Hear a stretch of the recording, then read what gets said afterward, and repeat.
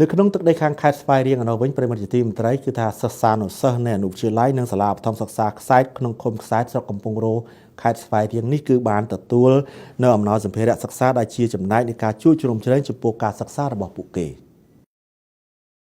សម្ភារៈសិក្សាមានដូចជាសៀវភៅសរសេរចំនួន 1600 ក្បាលប៊ិចខ្មៅដៃនៅបន្ទាត់ដែលជាអំណោយសប្បុរសធម៌របស់មូលនិធិ VR1 Team ត្រូវបានចែកជូនដល់សិស្សានុសិស្សអនុវិទ្យាល័យនិងសាលាបឋមសិក្សា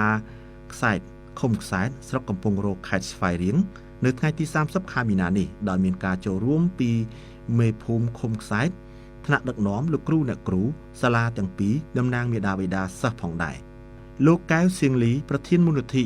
VR1 Team បានលើកឡើងថាអំណោយសម្ភារៈសិក្សាចែកជូនដល់សិស្សានុសិស្សនៅពេលនេះគឺមានគោលបំណងលើកទឹកចិត្តសិស្សនៅតាមខ្សែបន្ទាត់ព្រំដែន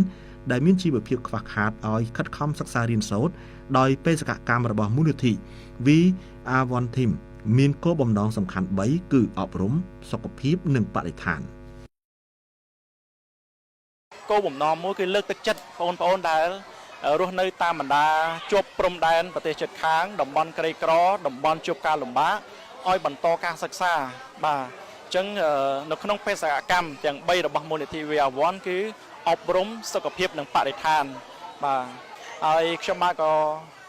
ពិតជាសប្បាយរីករាយដែលបានរួមគ្នាជាមួយនឹងក្រុមហ៊ុន VY Plus បាទដែលបានតែងតែបន្តការគ្រប់គ្រងមូលនិធិរបស់យើងរហូតមកដល់ពេលនេះផងដែរបាទក្នុងនាមប្រធានមូលនិធិលោកកែវសៀងលីបានណែនាំដល់សិស្សានុសិស្សទាំងអស់បន្ទាប់ពីទទួលបានគ្រឿងឧបទេសសិក្សាត្រូវខិតខំសិក្សារៀនសូត្រឲ្យក្លាយខ្លួនជាកូនល្អមិត្តល្អសិស្សល្អស្ដាប់និងគោរពការទូន្មានព្រានប្រដៅពីឪពុកម្ដាយលោកគ្រូអ្នកគ្រូពិសេសបញ្ជាឲ្យឆ្ងាយពីការប្រើប្រាស់គ្រឿងញៀននិងគោរពច្បាប់ចរាចរណ៍សូមបញ្ជាក់ផងដែរថានៅក្នុងពេលបញ្ចប់បេសកកម្មចែកគ្រឿងឧបទេសសិក្សាជូនដល់សិស្សានុសិស្សអនុវិទ្យាល័យនិងសាលាបឋមសិក្សាខ្សែប្រតិភូមូលនិធិដឹកនាំដោយលោកកែវសៀងលីបាន